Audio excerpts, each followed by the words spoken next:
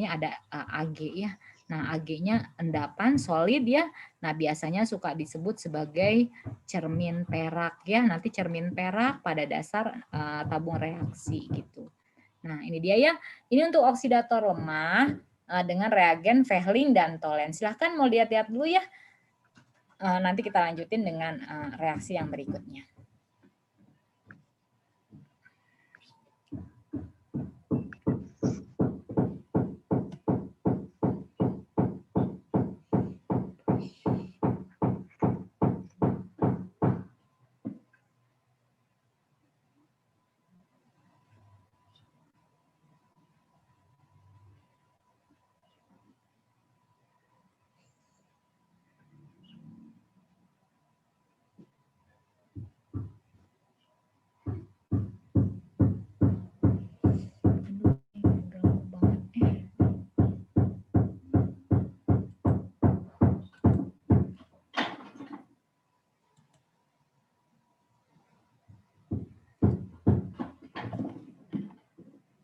Oke, kita lanjutin ya dengan reaksi yang berikutnya. Nah, kita udah beres nih ya reaksi oksidasi dengan berbagai oksidator. Oksidator yang sangat kuat, dan oksidator lemah. Sekarang kita lanjutin dengan reaksi yang berikutnya, yaitu reaksi yang kelima ya, yaitu reaksi dehidrasi alkohol. Ya,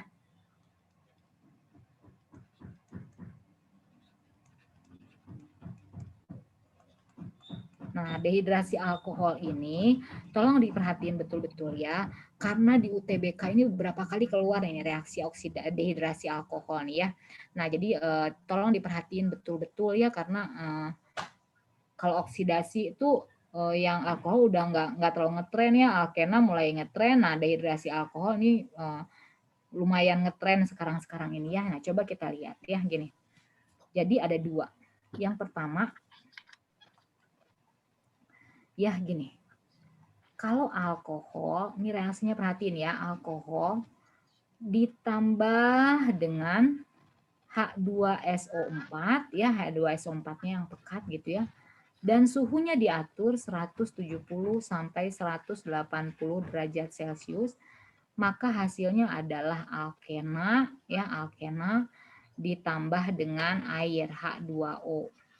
Gitu ya. Nah, contohnya gimana? Nah, coba kita lihat ya gini. Ya. Misalnya aja CH3 ya, CH2, CH2OH misalnya gitu ya. Kemudian ditambah dengan H2SO4 pekat gitu ya. Nah, suhunya tadi 170 sampai 180 derajat Celcius. Hasilnya apa? Nah, saya buat nih reaksi antara gitu ya, maksudnya gitu ya. Nah, gitu ya. Gini. Ini kan boleh dong saya tulis gini, CH3, CH, nah ini H ya.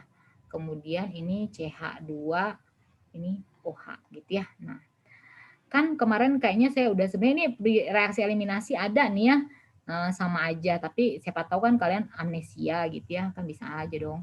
Nah, ini H2SO4 itu higroskopis, dia akan menarik air dan semua yang berpotensi jadi air. Jadi itu juga sama seperti itu ya. Nah, jadi nanti si H-nya ketarik ya dengan OH-nya, sedangkan nah ikatan yang sisanya jadi bertemu di tengah gitu ya. Sehingga hasil akhirnya adalah gini, CH3, CH, rangkap 2, CH2 ditambah dengan H2O gitu. Nah, ini ya untuk dehidrasi alkohol yang suhunya 170 dan 180 derajat Celcius. Ya, silakan lihat-lihat dulu ya, nanti kita akan lanjutin dengan yang berikutnya.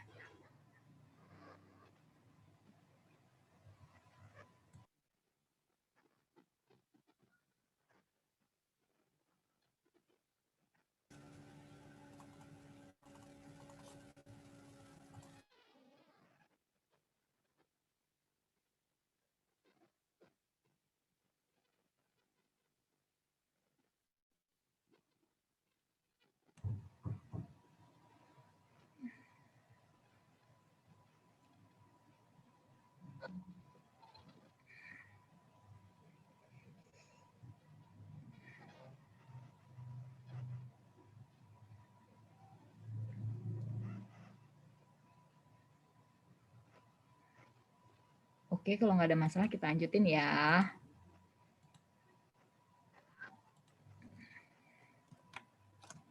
Nah, sekarang reaksi dehidrasi alkohol yang kedua. Perhatikan, berbeda ini ya.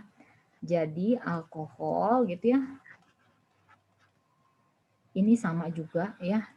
Ditambah dengan H2SO4 pekat.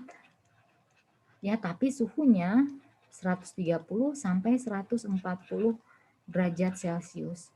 Hasilnya nanti adalah ether ya, ditambah dengan H2O ya. Jadi kalau misalnya saya buat reaksinya kayak gini. Misalnya aja CH3 CH2OH gitu ya. Nah, tapi ini 2 ya. Kemudian kayak tadi ya, H2SO4 pekat 130 derajat Celcius ya, atau sampai 140 derajat Celcius ya. Nah, saya buat dulu reaksi antaranya ya, gini. Jadi gini ya, CH3 CH2OH gitu ya. Nah, satu lagi. Nah, ditambah kan ada 2 tuh. Tapi tulisnya terbalik, HO gitu ya. CH2 CH3. Nah, jadi tadi kan narik air dan semua yang berpotensi jadi air ya, misalnya gini yang ditarik begini. Nah, ya, sehingga hasil akhirnya gimana? Ini CH3 CH2 O CH2 CH3 ditambah dengan H2O gitu. Nah, jadi kalau misalnya coba perhatiin ya. Kan ini namanya kan etanol ya, etanol. Nah, yang ini jadinya dietil ether. Jadi kalau misalnya propanol jadi dipropil ether, kalau diisopropanol jadi diisopropil ether, kalau kalau butanol jadi dibutil ether, kalau pentanol jadi diamil ether dan selanjutnya gitu. Tinggal diulang aja. Gitu ya. Oke, ini oksidasi alkohol yang suhunya 130 sampai 140 derajat Celcius ya. Silahkan lihat dulu.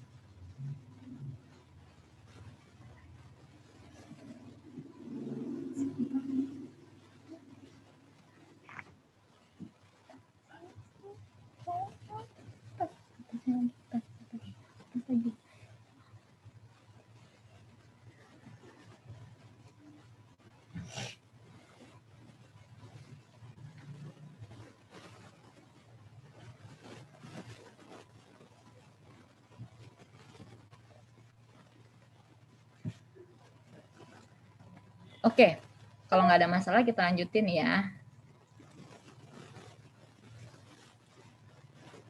Nah, itu tadi reaksi dehidrasi alkohol ya, itu reaksi yang ke-5 ya. Nah, sekarang kita ke reaksi yang ke-6 ya. Yang ke-6 yaitu reaksi esterifikasi. Esterifikasi atau reaksi pembuatan ester. Ya, pembuatan ester. Nah, ester itu dibuatnya dari apa sih? Nah, gini. Ester itu dibuatnya yang pertama adalah dari asam karboksilat atau dari asam alkanoat. Ya, asam alkanoat. Ditambah dengan alkohol atau alkanol. Gitu ya. Nah, hasilnya adalah alkil alkanoat atau yang disebut dengan ester alkil alkanoat ya. Nah, inilah yang disebut dengan ester ya, ditambah dengan H2O. Gitu ya. Nah, walaupun ini bukan reaksi kesetimbangan ya, sekali lagi, ini bukan reaksi kesetimbangan. Tetapi pada kondisi tertentu ini boleh bisa terjadi reaksi berkebalikan yang disebut dengan reaksi hidrolisis. gitu. Ya, jadi reaksi ke kanan adalah reaksi esterifikasi, reaksi ke kiri adalah reaksi hidrolisis gitu ya. Nah, sekarang coba kita lihat ya gini. Asam alkanoat itu kan rumusnya R, C, O, OH. Gitu ya. Nah, kemudian ditambah alkanol. Alkanol itu rumusnya adalah ROH. Gitu ya. Hasilnya apa? Walaupun alkanoat itu asam, tapi pada pembuatan yang putus di H-nya, tapi di OH-nya. Sedangkan pada ROH, nah yang putus di sininya gitu. Ya, sehingga hasilnya kayak gini. R, C, O gitu ya. Nah, baru kemudian di sini OR ya, OR ditambah dengan H2O. Gitu ya. Jadi tahu ya asalnya ya, yang merah tua ke tua, yang biru ke yang biru gitu. Ya, nah, sekarang contohnya misalnya gini. Contohnya misalnya CH3 COOH gitu ya. Nah, ditambah dengan misalnya aja CH3OH misalnya ya. Maka hasilnya gimana? Kayak tadi ya, ini putusnya di sini ya kan? Nah, sedangkan ini putusnya di sini. Sehingga hasilnya adalah gini. CH3 CO gitu ya. Nah, ingat ya, selalu nyambung di tempat yang putus gitu. Nah, ini OCH3. Nah, bagaimana dengan namanya? Ya, tentu saja tambah H2O ya, nggak boleh nggak tambah H2O, nanti masuk neraka. Oke, nah jadi namanya kan kalau yang ini, ya, yang ini kan namanya asam etanoat. Asam etanoat gitu ya. Nah, kemudian kalau yang CH3OH ini namanya kan metanol. Nah, namanya apa? Yang metanol, kan ini kan alkil alkanoat ya. Nah, jadi metil. Gitu ya. Kemudian etanoatnya tetap etanoat. Gitu. Ya, jadi metil etanoat namanya. Ya. Nah, jadi kalau misalnya yang ditambahin asam butanoat ditambah dengan propanol, berarti propil butanoat. Gitu. Ya. Kalau misalnya tambahin asam metanoat dengan propanol misalnya, jadi propil metanoat. Nah, kayak gitu. Ya, jadi alkoholnya itu jadi alkil. Oke, mudah-mudahan yang sedikit ini bisa jelas ya. Tapi memang saya yakin pasti agak-agak bingung. Tapi kalau bisa dibaca-baca lagi, dilihat-lihat lagi, mudah-mudahan bisa dipahami ya.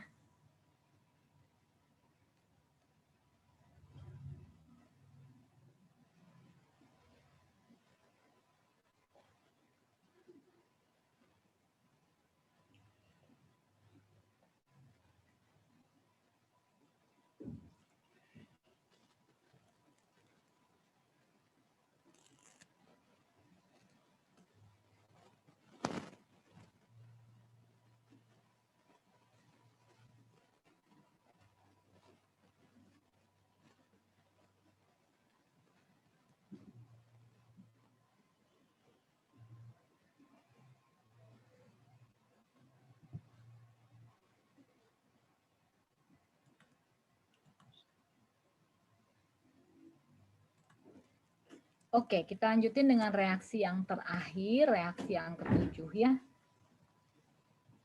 Yang ketujuh adalah reaksi saponifikasi. Ya, sapon itu saponifikasi. Sapon itu sabun ya, jadi ini adalah reaksi pembuatan sabun. Ya, ini adalah pembuatan sabun. Oke. Nah, sabun itu dibuatnya dari apa sih? Nah, gini ya. Sabun itu dibuatnya dari lemak. Nah, lemaknya itu dalam bentuk ester biasanya. Loh, nanti terus ada yang protes. Kan katanya ester tuh yang wangi-wangi. Yang wangi-wangi adalah yang C-nya sedikit ya, karena kalau sedikit, MR-nya kecil, dia gampang menguap, jadi wangi-wangi deh gitu ya. Nah, tetapi kalau C yang gugusnya besar, yang apa namanya, C-nya sampai puluhan, ratusan, ribuan, itu lemak gitu ya. Nah, jadi lemak ya ditambah dengan basa kuat ya, basa kuat. Nah, basa kuat yang umum digunakan adalah NaOH biasanya ya. Nah, NaOH itu untuk sabun keras ya, sabun keras. Sedangkan kalau KOH itu biasanya untuk sabun lunak. Ya, sabun. Nah, ingat ya bahwa keras dan lunak itu bukan dari tekstur ya, efeknya ke kulit. Biasanya NaOH itu kalau sabun keras biasanya dibuat sabun cuci, sedangkan kalau KOH untuk sabun mandi. Tetapi pada prakteknya sebetulnya sabun-sabun yang beredar di pasar itu adalah campuran antara sabun untuk mandi ya, itu adalah sabun keras dan sabun lunak. Kalau misalnya sabun sendiri sudah jarang digunakan ya, kecuali sabun colek mungkin kalau sabun keras tuh ya, karena kalau untuk mencuci yang biasa kita sudah biasanya menggunakan deterjen bukan sabun. Sabun adalah dua hal yang berbeda ya. Nah, hasilnya ya itu adalah sabun ya, sabun. Nah, ditambah dengan gliserol. Nah, kalau di soal-soal zaman baheula ya, saya juga nggak tahu apakah berulang atau enggak. Nah, hasil samping pembuatan sabun selalu itu yang ditanya ya, jawabannya gliserol gitu ya. Nah, sekarang coba kalau misalnya dalam struktur kimianya seperti gimana sih? Nah, kalau ester itu kan gini, R, C, O, OR gitu ya. Nah, ditambah dengan NaOH ya atau KOH gitu ya. Hasilnya adalah R, C, O, O, Na atau K gitu ya. Ditambah dengan nah ini CH2OH, CHOH, CH2OH. Nah, inilah yang disebut dengan gliserol. Ya, 1 2 3 propantriol gitu ya. Nah, ini dia. Nah, sabun ya, ini ya sabun. Coba dilihat ya bahwa dia adalah garam. Ya. Kan RCOO itu kan gugus karboksilat ya, sedangkan tambah dengan Na atau K, nah itu kan dia gugus basa. Jadi dia tuh garam. Tetapi garam yang mengalami nanti kalau dalam air mengalami hidrolisis bersifat basa. Jadi emang kalau sabun tuh pasti alkalis. Ya, jadi dia bersifat basa gitu ya sabun itu. Nah, kita lanjutin ya. Nah, ini namanya 1 2 3 propantriol ya, atau namanya gliserol propantriol. Nah, gliserol ini adalah bahan dasar pembuatan gliserin ya. Gliserin itu biasanya dipakai buat moisturizer. Nah, gliserin itu dia punya hobi narik air ya.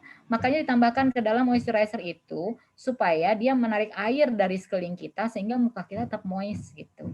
Ya. Nah, itu dia ya. Nah, ini dia untuk reaksi-reaksi kayaknya udah semuanya. Tentu saja bukan berarti udah semuanya ya, karena reaksi itu banyak banget ya. Jadi apa namanya? Kita nanti akan banyak belajar dari soal-soal aja gitu ya, karena kalau di satu ini hanya reaksi-reaksi yang umum yang biasanya ditanyakan gitu ya. Nah, silakan lihat-lihat dulu.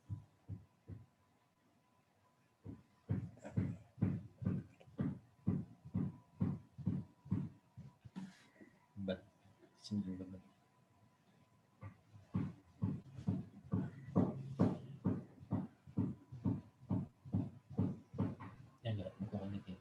Mestinya gitu sih.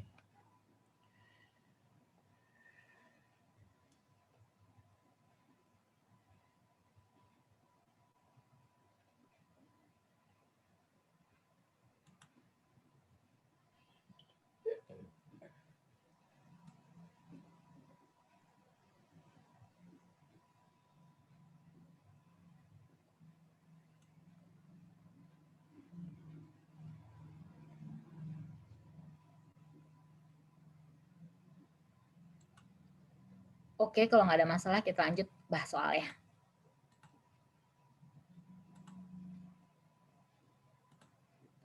Oke. Oh, ini sebentar ya. Yang ini saya gedein dulu.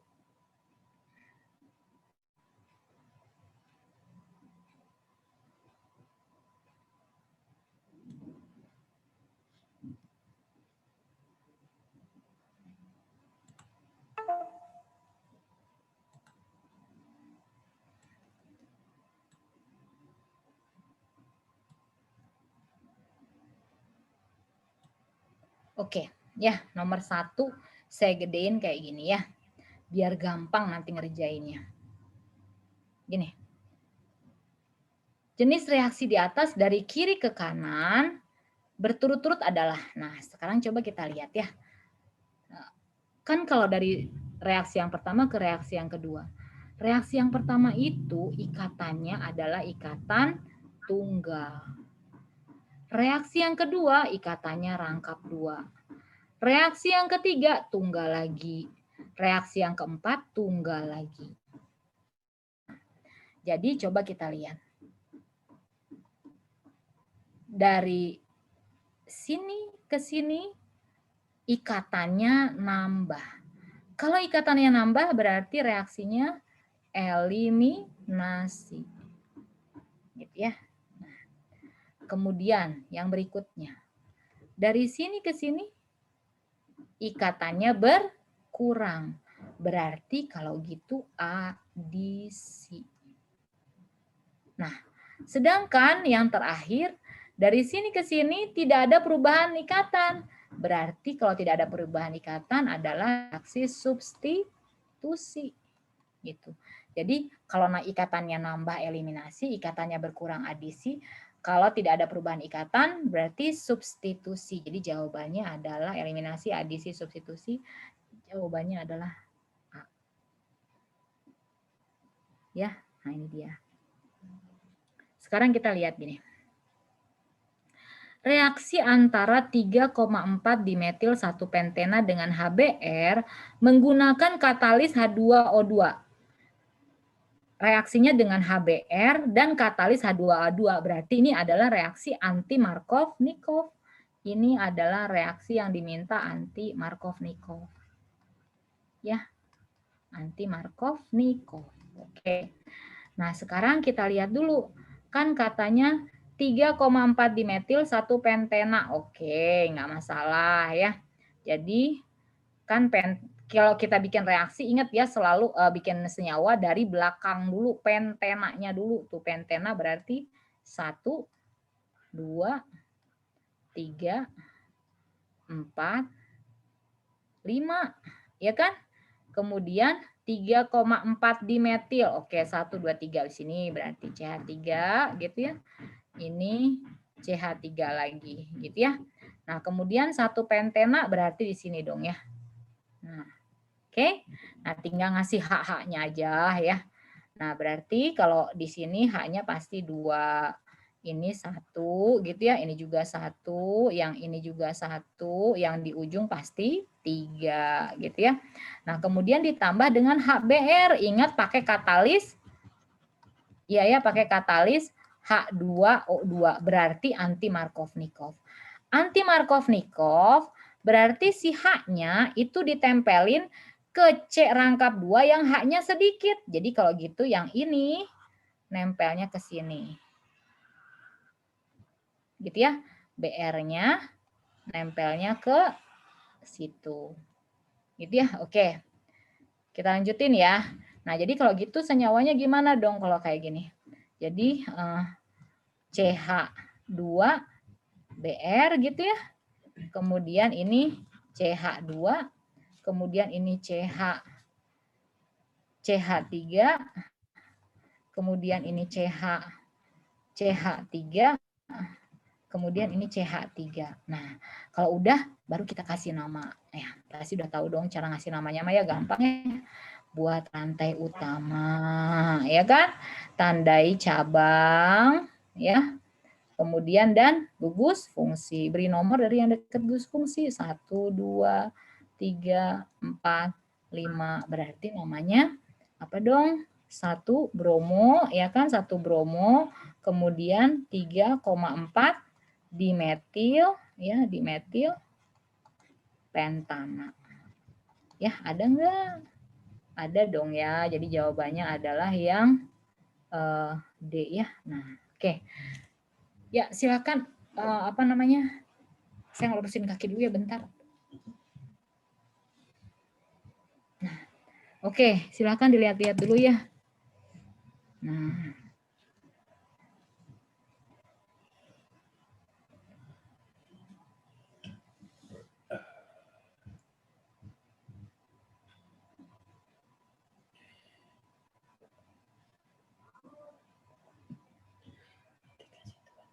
buat track penyempurnaan tampilan belakang pastikan.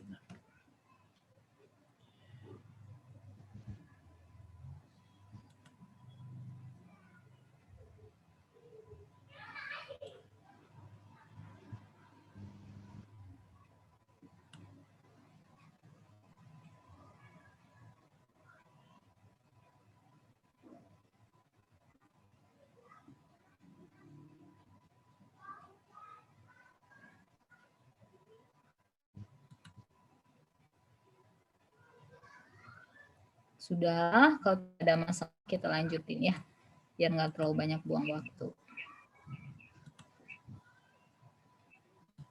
Nah, ini dia ya. Yang berikutnya adalah soal nomor 3 gini. Reaksi adisi alkena dengan air brom menghasilkan 1,2 dibromo 2 metil butana. Nama alkena tersebut adalah apa gitu. Nah, jadi gini ya. Untuk soal nomor 3 dulu ya, gini. Kan bilangnya tuh gini katanya. Ada alkena ya. Alkena ditambah dengan air brom. Apa itu air brom? Nah, air brom itu adalah Br2 ya, Br2. Nah, air brom sendiri memang fasanya liquid ya. Bedakan air brom dengan air klor. Kalau air klor itu biasanya air yang dimasukin dipaksakan dimasukin gas klor sampai dia jenuh. Sedangkan kalau air brom itu memang Br2 sendiri wujudnya sudah liquid menyerupai air gitu ya. Nah, kemudian hasilnya adalah 1,2 dibromo ya, dibromo 2 metil butana ya, metil, aduh nggak cukup ya butana gitu. Nah, sekarang kalau gitu gimana dong? Ya, kita buat dulu deh. Namanya dulu ya, nih yang terakhir dulu ya. Nah, ingat selalu dari terakhir ya, terakhir nih. Butana berarti C-nya 4 gitu ya. Nah, gitu ya, C-nya 4. Nah, selanjutnya gini. 1,2 di bromo. Oke, ini Br ya. Kemudian ini juga pasti Br gitu ya. 2 metil. Oke, 2 metil berarti di sini CH3 ya. Tinggal kasih HH-nya aja. Nah, ini 2 berarti CH-nya 2, tangan udah nggak ada lagi di sini. H berapa nih? H2 ya, yang ini H3. Nah, sekarang gini. Yang mana yang berikatan rangkap? Nah, ingat ya, yang mengadisi itu adalah Br2. Jadi, yang tempat ikatan rangkapnya adalah yang tempat si Br2-nya nempel. Ini nih, tinggal coret aja. Jadiin rangkap 2 gitu ya. Jadi, hasilnya itu gini. CH2, rangkap 2, C. Nah, ini CH3-nya saya taruh bawah aja gitu ya. Nah, kemudian CH2, CH3. Nah, sekarang tinggal kasih nama. Oke, kasih nama lah gampang. Buat rantai utama, tandai cabang, beri nomor dari yang dekat dengan ikatan rangkap gitu ya. Jadi namanya apa dong? Iya, betul ya, namanya 2 metil 1 butena. Gitu. Ya, 2 metil 1 butena. Ada nggak? Ada dong ya. Jadi jawabannya adalah si D nih. Ya. Oke. Kita lanjutin ya dengan soal nomor 4. Butanal dapat disintesis dengan mereaksikan. Nah, kemarin itu saya kayaknya agak selalu lupa ya menjelaskan ini ya, dengan kelas lain juga lupa nih gini. Jadi kan pada reaksi oksidasi alkohol ya, oksidasi alkohol ya, itu kan melibatkan aldehid juga ya. Nah, ini kan gini, kalau reaksi ke kanan adalah reaksi oksidasi, maka reaksi ke sebalik adalah reaksi reduksi gitu. Ya, jadi coba kita lihat ya. Asam butirat adalah asam butanoat ya, kalau dengan tambahin HCl atau ditambahin dengan apa? Zn dengan HCl ini adalah reduksi ya. 1 butanol dengan CrO3. CrO3 itu oksidator, berarti reaksinya oksidasi, benar juga.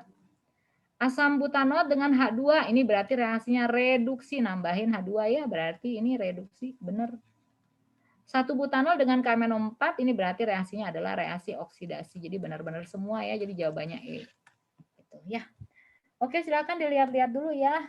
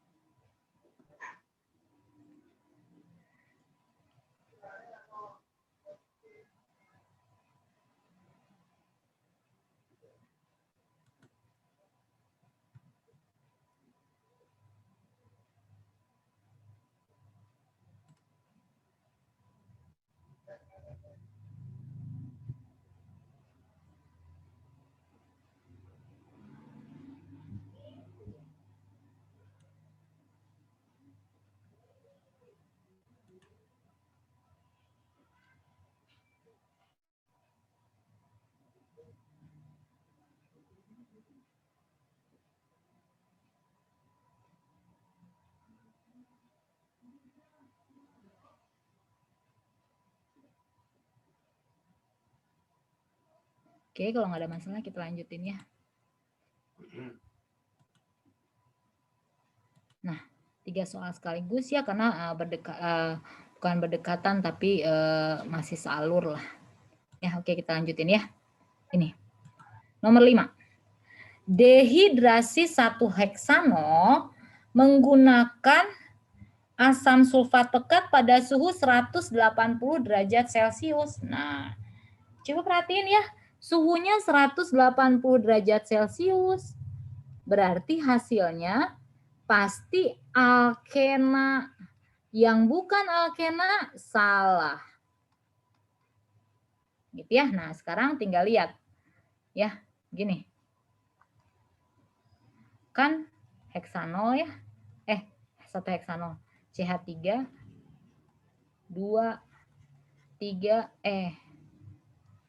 ya. 4 5 6. Nah, ini OH gitu ya. Nah, jadi kalau gini dia ngambil H-nya itu, kalau misalnya saya mau hapus jadinya kayak gini nih. OH-nya boleh dong saya ambil dari sini, ini juga saya ambil di sini ya. Nah, jadinya begini. Ini ngambil OH, dari sini ngambil H. Nah, sehingga pasti ikatan rangkapnya itu ada di sini nih, ikatan rangkapnya. Ikatan rangkap. Berarti pasti nomor 1. Jadi jawabannya pasti A. Gitu. Ya, oke. Kita lanjutin ya. Hasil oksidasi 3-metil 2-butanol. Nah, lihat dulu ya sebelum kita jawab apa-apa segala macam apa direaksiin, lihat dulu bahwa 3-metil 2-butanol itu dia adalah alkohol apa? Alkohol sekunder. Alkohol sekunder itu kalau dioksidasi hasilnya keton. Nah, jadi kalau gitu lihat aja yang keton banyak enggak? Oh, ternyata tidak. Yang keton cuma yang B doang. Jadi udah jawabannya pasti B. Gitu ya. Nah, sekarang coba kita lihat. Yang nomor 7. 2 metil 2 pentanol. direaksikan dengan larutan KMNO4, berarti dioksidasi ya, menghasilkan 2-metil 2-pentanon. Betul nggak? Coba lihat dulu. 2-metil 2-pentanol itu adalah alkohol tersier. Tahu dari mana? Karena ada il dan ol yang nomornya sama. Nah, ini nggak bisa dioksidasi, berarti salah. Oksidasi alkohol sekunder akan menghasilkan alkanon atau keton. Nah, ini betul. Salah betul, berarti jawabannya D. Gitu. Ya, silahkan dilihat-lihat dulu. Kalau ada yang nggak kurang jelas, silahkan ditanyakan ya lewat mikrofonnya.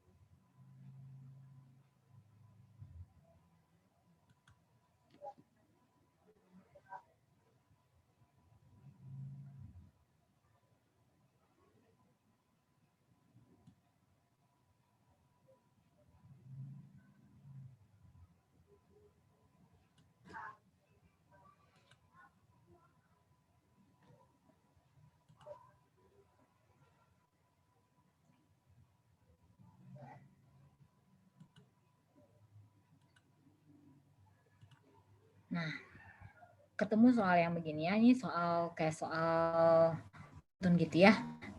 Ini sebetulnya tidak susah, tetapi memerlukan keahlian kita untuk menelaah gitu. Nah, yang penting adalah membaca soalnya pelan-pelan ya, jangan buru-buru ya, karena kalau buru-buru biasanya langsung dilewat, kelihatannya susah, padahal sebetulnya soalnya nggak susah. Coba gini ya.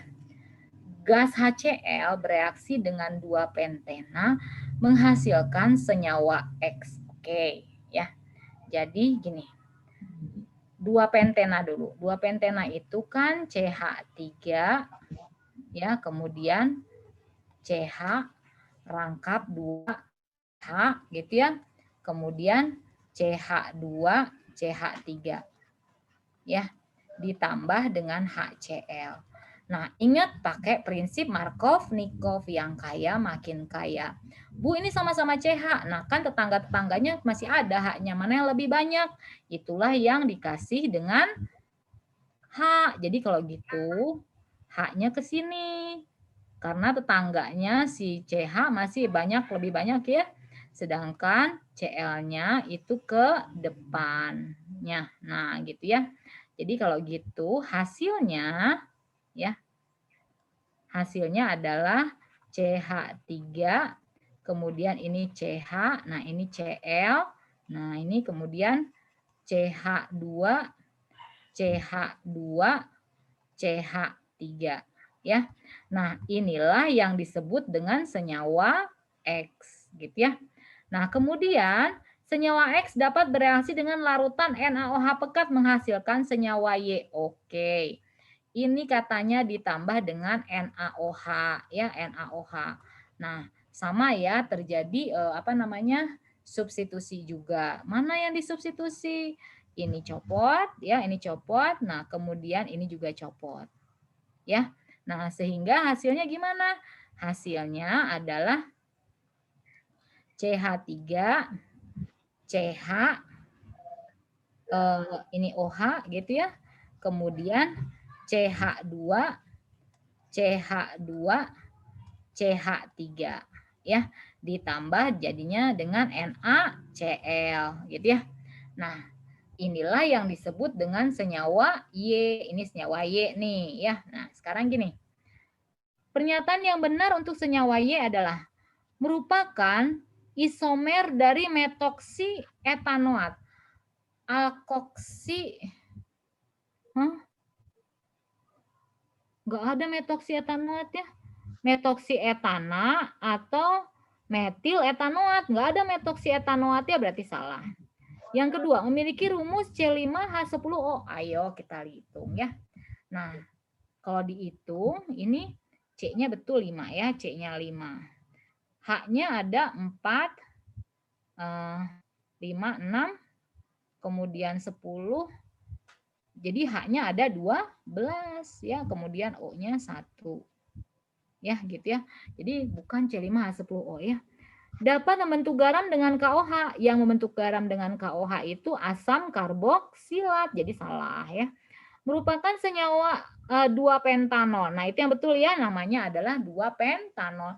Jadi yang betul jawabannya hanyalah 4 saja. Jadi jawabannya D gitu. Ya. Oke. Ini dia ya untuk soal kita yang nomor 6. Silahkan dilihat-lihat dulu ya.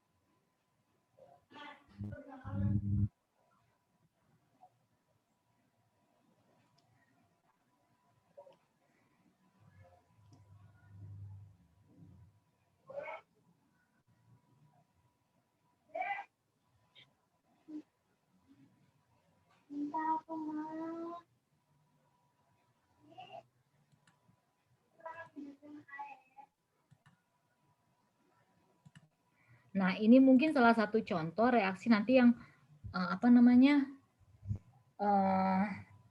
bikin bingung mungkin ya. Nah, tapi coba kita lihat gini. Suatu senyawa organik dapat memudarkan warna brom dalam CCl4. Senyawa ini menghasilkan etanol dan pentanol jika direaksikan dengan ozon dan dihidrolisis secara reduktif. Senyawa organik yang dimaksud adalah gini. Satu hal yang mesti diingat ya gini. Air brom dalam CCl4 biasanya digunakan untuk menentukan apakah senyawa tersebut mempunyai ikatan rangkap atau tidak. Karena kalau ada ikatan rangkapnya, nanti warna bromnya itu pasti kemudian dilakukan reaksi yang disebut dengan reaksi ozonolisis. Ya, dipisahkan dengan ozon gitu ya. Nah, hasilnya itu adalah etanol ya, etanol dan pentanol. Ya, pentanol. Berarti dua-duanya rantai lurus. Nah, dalam kimia itu selalu berlaku putus. Ya, bukan nyambung di mana, putus di mana, enggak akan kayak gitu nyambung selalu di tempat yang putus. Nah, jadi gini aja. Kalau mau dilogikainnya jadi ini C2 ya, yang ini C5. Nah, disinilah tempat nyambungnya. Gitu. Nah, kalau habis di C2 berarti senyawanya totalnya ada 7 buah C. Ya kan? Berarti senyawanya adalah 2 heptanol tanpa tanpa cabang-cabang ya, karena kan C2-nya tidak bercabang, C5-nya juga tidak bercabang. Jadi pasti lurus gitu aja. Ya, jadi jawabannya adalah yang A.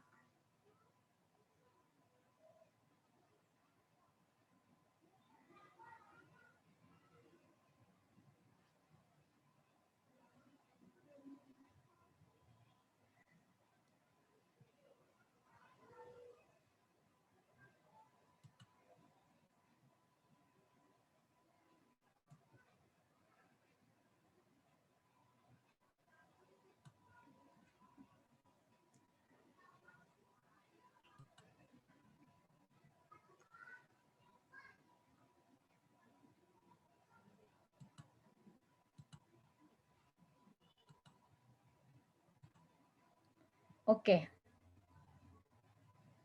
Kita lanjutin dengan soal yang nomor 10 nih ya, gini. Suatu senyawa dengan rumus molekul CH10O mempunyai titik didih yang tinggi dan jika dioksidasi menghasilkan senyawa yang tidak memberikan endapan merah bata dengan reaksi Fehling. Senyawa tersebut adalah apa? Oke, kita lihat ya. Gini.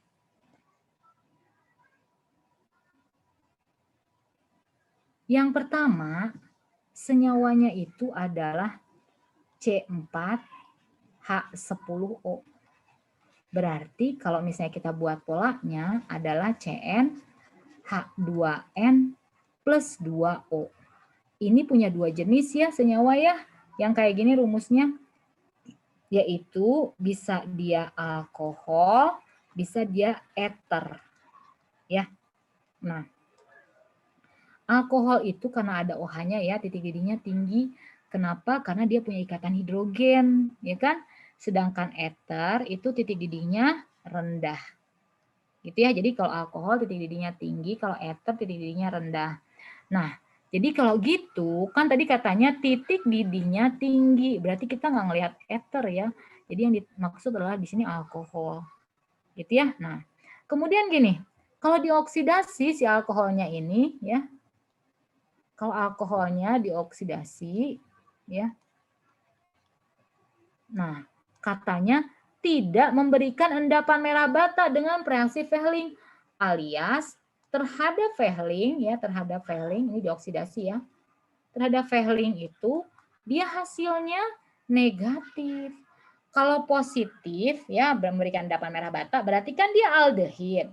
Kalau dia negatif berarti dia golongan keton. Nah, kalau dia keton, maka alkohol yang alkohol yang mengalami oksidasi itu pasti alkoholnya alkohol sekunder. Alkohol sekunder yang mana? 1-butanol kalau satu satuan gitu mah pasti alkoholnya primer. Jadi jawabannya pasti yang B gitu. Gitu ya cara berpikirnya, cara pengerjaannya. Oke, silahkan dilihat dulu.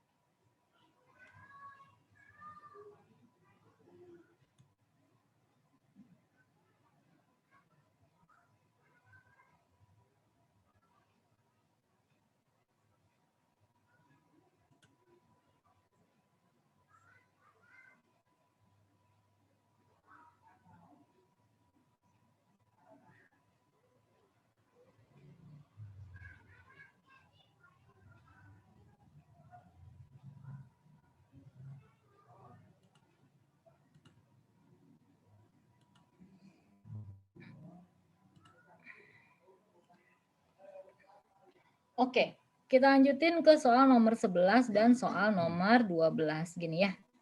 Metil benzoat disebut juga niobe ya. Digunakan dalam parfum minyak wangi memiliki struktur sebagai berikut. Hibridisasi atom karbon 1, 2, 3 dalam struktur minyak niobe di atas berturut-turut adalah gini. Perlu diperhatikan bahwa di soal UTBK itu di tahun 2019 karena 2020 mah nggak ada ya yang kimianya. Itu di semua soal tipe ya, di semua tipe soal di tanggal seperti ini muncul. Jadi harap diperhatikan baik-baik ya karena ini nggak dipelajari di sekolah nih gitu ya. Nah, oke, coba kita lihat gini. Jadi gini, kalau atom karbon C itu ya, dia itu ikatannya adalah yang tunggal semua, maka hibridisasinya adalah sp3. Kalau dia memiliki ikatan rangkap, maka dia sp2. Kalau dia tunggal rangkap 3 ya gitu ya, berarti dia hibridisasinya sp. Gitu. Coba kita lihat ya yang di sini ya. Karbon 1. Karbon 1 itu ada rangkap 2-nya ya si C-nya. Berarti sp2. Karbon 2 ada juga ikatan rangkapnya tuh. Berarti sp2 lagi. Karbon ketiga hanya ikatan tunggal semuanya. Berarti sp3. Berarti sp2, sp3. Nah, ini dia. Gitu. Ya. Kita lanjutin ya. Bagaimana dengan yang nomor 12? Ya, memang sengaja saya satuin karena apa namanya? Mirip gitu ya. Atom karbon yang memiliki bentuk molekul tetrahedral terdapat pada molekul. Nah, kalau tetrahedral ya, jadi sp3 itu kan memang bentuk molekulnya adalah tetrahedral. Tetrahedral gitu ya. Nah, jadi kalau gitu jawabannya pasti etana. Kenapa? Karena kalau etena itu berarti ada rangkap 2-nya. Etuna berarti ada rangkap 3-nya. Nah, mungkin yang masih bingung adalah benzena. Benzena itu begini ya. Nah, sebenarnya sih ini nggak pas bener ya. Harusnya nanti habis ini kita belajar benzena. Ini tuh kan begini nih. Nah, ini dia benzena. Gitu ya, benzena. Kalau fenol, mirip dengan benzena, hanya ada gus OH-nya. Nah, ini OH. Ini fenol.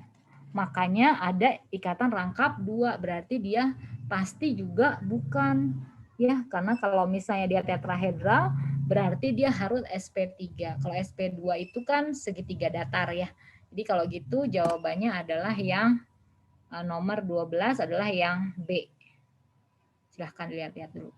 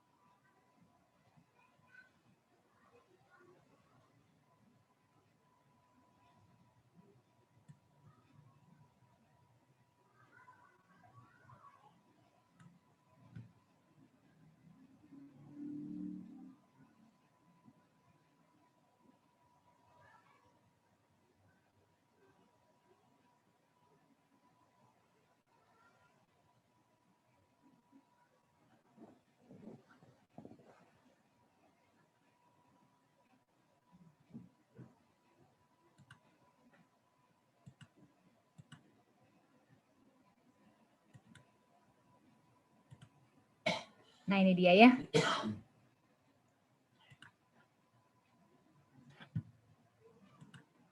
Ikatan apa yang terdapat dalam cis 2 butena berikut ini. Nah, cis 2 butena ya. Ada ikatan sigma, ada ikatan pi ya. Jadi mungkin ini juga belum belajar kayaknya di sekolah ya gini.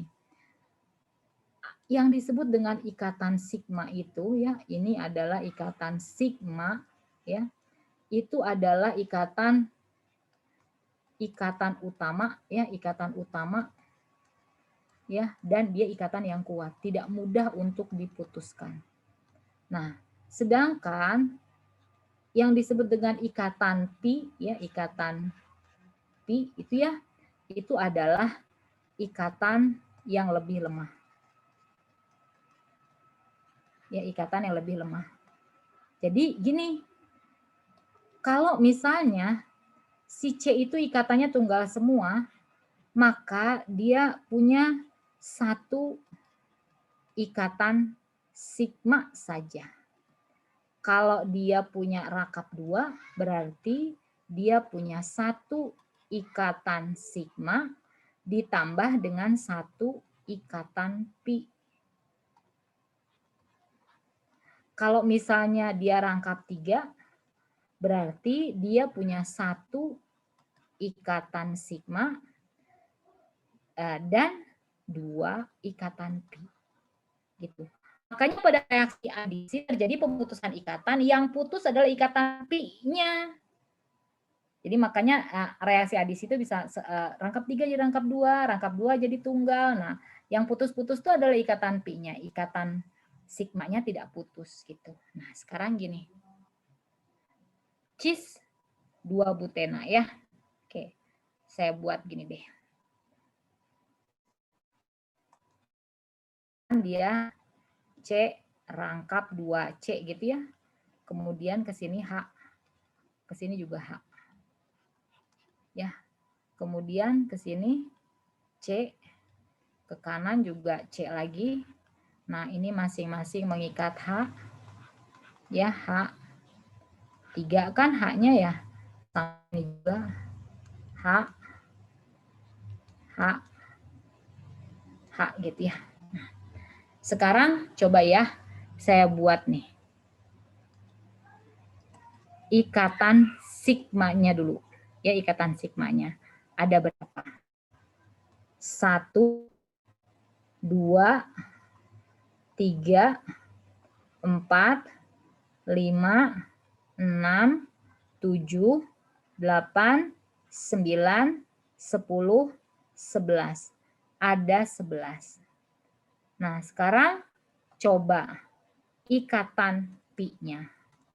Ikatan pi mah yang berangkap-rangkap ya.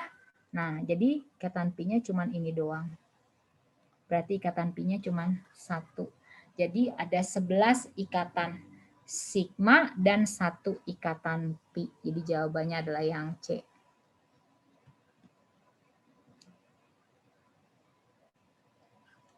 Silahkan ya dilihat-lihat dulu.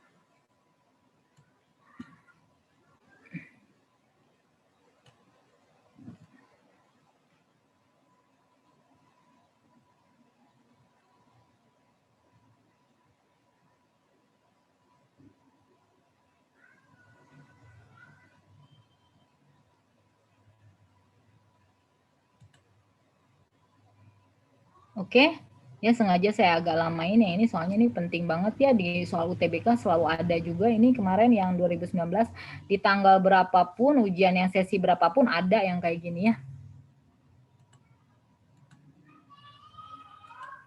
Oke, 2 soal terakhir.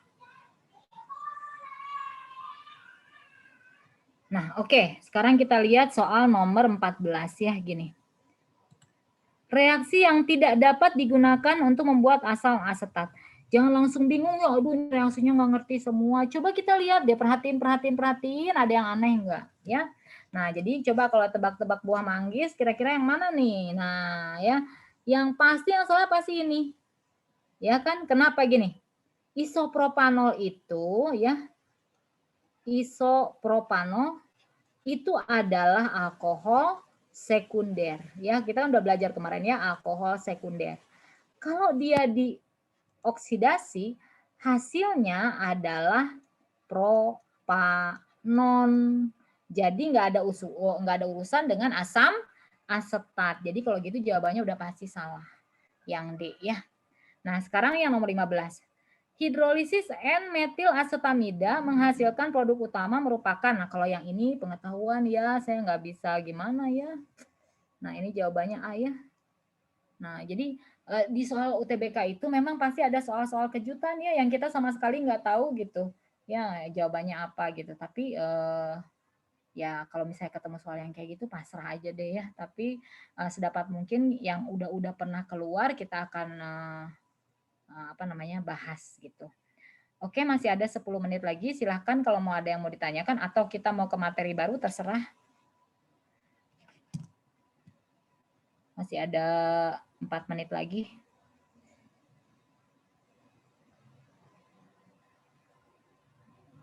Kagok banget kalau materi baru sebenarnya.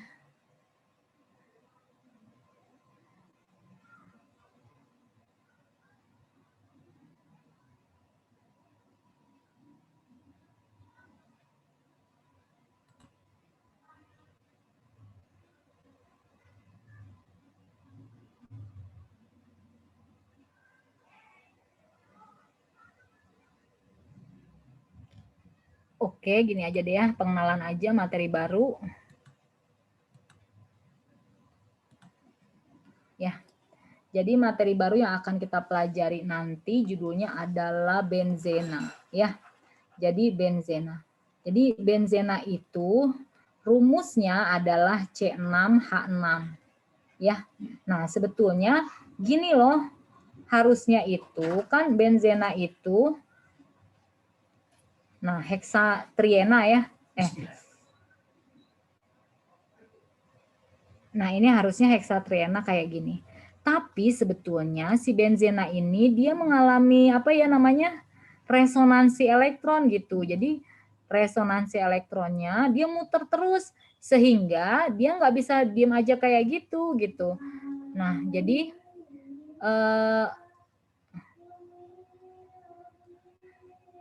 dia juga jadinya begini juga gitu ya. Nih begini. Nah, terus muter begitu. Jadi akhirnya diputuskan bahwa struktur benzena yang benar adalah ini. Tadi muncul ya, sempat ya. Nah, ini dia. Inilah apa namanya? Nah, inilah dia struktur benzena yang betul. Ini benzena, ya. Nah, karena adanya resonansi elektron, ya. Jadi itu mempengaruhi sifat-sifat si benzena ini juga ya. Jadi sifat-sifatnya gini. Yang pertama, ya. Kalau sifat fisik ya, fisiknya ya. Kalau sifat fisiknya itu dia wujudnya cair ya, wujudnya cair, berbau khas gitu ya, berbau khas gitu ya. Bilang nggak enak nggak juga ya, berbau khas lah pokoknya gitu ya. Nah, yang tidak baiknya adalah dia karsinogen. Ya, karsinogen. Karsinogen itu dia menyebabkan kanker ya memang. Nah, terus kalau misalnya karsinogen emang bahaya gitu buat kita? Ya berbahaya. Emang kita suka ketemu? Suka ya.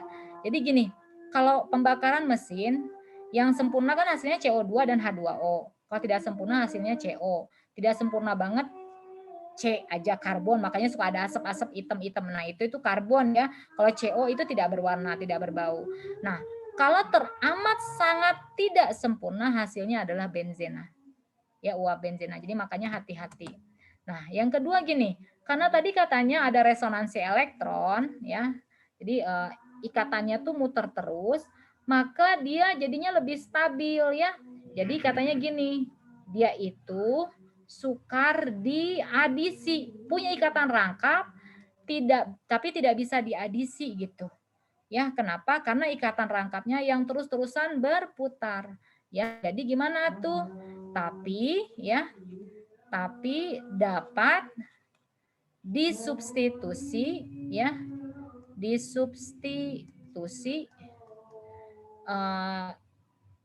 tapi dapat disubstitusi menghasilkan turunan benzena nanti ya. Nah, ini minggu depan kita insya Allah ya.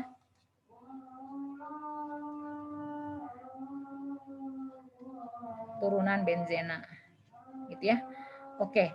Nah, kayaknya sampai di sini dulu ya. Nah, ini teorinya mah udah nggak terlalu banyak benzena mah sebetulnya.